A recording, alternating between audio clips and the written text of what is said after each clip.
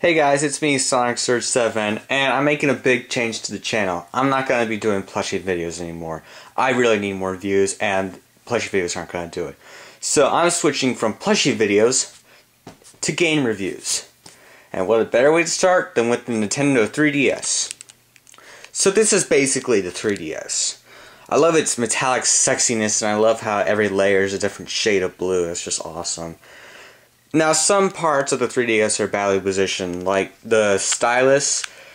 I mean, really, why'd they have to put that there? Because whenever I always find myself having to reach back there when the screen is open. I mean, look at this.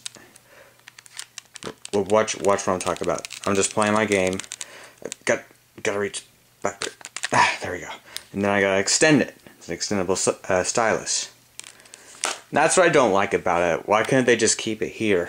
Well, it's probably because of the new, the new wireless switch.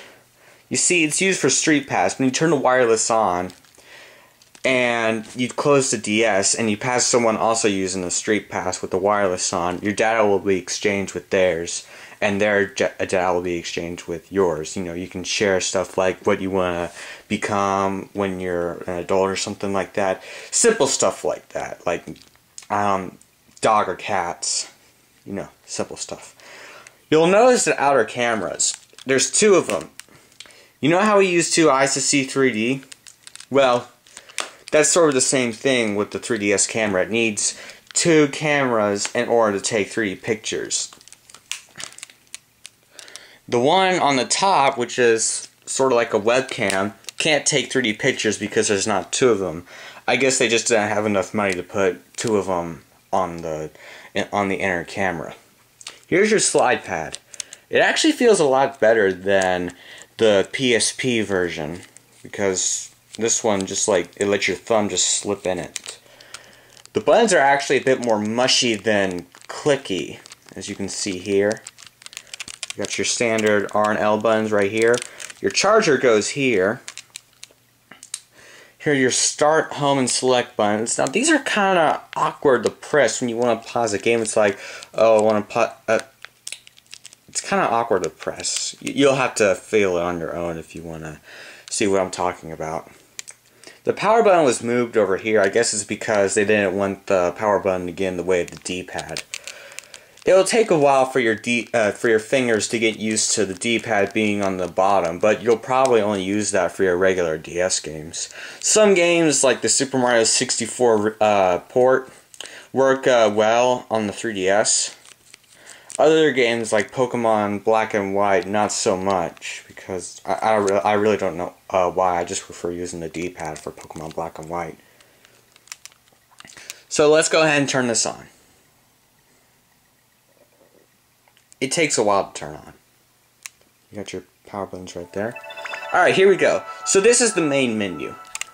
As you can see, you have your top screen and your bottom screen. You can adjust the way you want your screens. Like, for instance, you can have this like the DSi. You have it here, here. I prefer this one.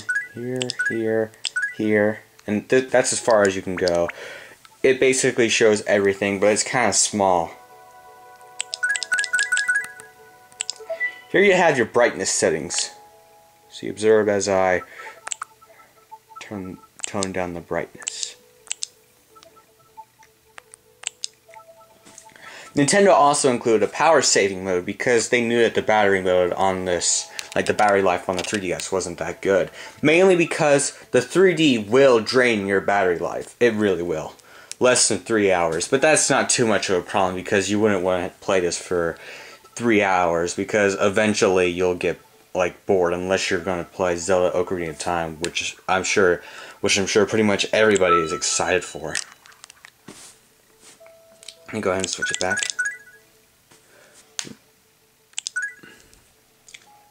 So here you have your game notes.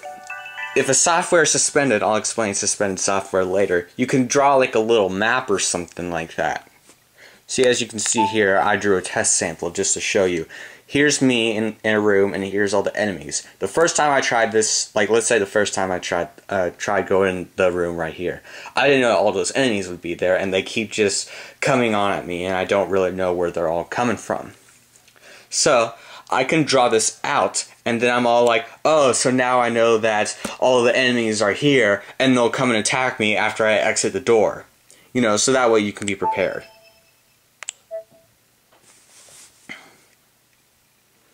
Go back to the home menu. Here you got your friends list. It's pretty cool now that they have a friends list. And excuse me. Unlike the Wii, you needed like a friend code for just about every single game. This one only requires one. Right now, none of my friends are online. You can have a little message saying, like right here, it says I want Mortal Kombat on the 3DS. He says eShop and web coming soon, and he says I'm getting Samurai. I guess that means I'm getting the new Samurai game. You can't really say something really big. Like you can't say blah blah blah blah blah blah blah blah blah blah blah blah. You can't write that all over the screen. It can only be like I don't know, something like 12 digits. I never bothered to count. Your friend codes are right here. Go ahead and enter that if you want. Here's your favorite title. So that's basically your friends list. And in here you have notifications. This is basically where you receive some notifications. Like here I got like Street Fighter notifications. Stuff like that. Unfortunately, the web browser, I think you can see it, it's not working right now. I really don't know why. It just isn't. It'll be available through an update. So, let's explain the 3D. When you turn on the 3D, you'll basically get this. You can't see it right now because you're probably viewing this on like a computer or an iPhone screen or something like that. The 3D will hurt. Like the 3D actually does work. It really does work. But the first time you try it, it will hurt your eyes. Let me just go ahead and say that. But after you've been playing for the 3D for a while, you will eventually get used to it. And you'll say, you know what, I could probably last a whole battery life on this. But you wouldn't really want to, because I'm sure you'll be wanting to do something else unless, once again, you were playing Zelda Ocarina of Time. So, that's basically how the 3D works. I'm not going to explain the built-in software right here, because like this video is already something like almost 8 minutes long, and I can't explain all of them in 2 minutes. I'll review the other ones later. But right now, here's basically the 3DS. When you close it, it sort of connects to the internet, and that's what's used to receive Spot Pass updates. I know it's retarded. One last thing I want to talk about. This is the charge cradle. It's pretty nice of them to include a charge cradle. You put it right here, and bam, it's charging.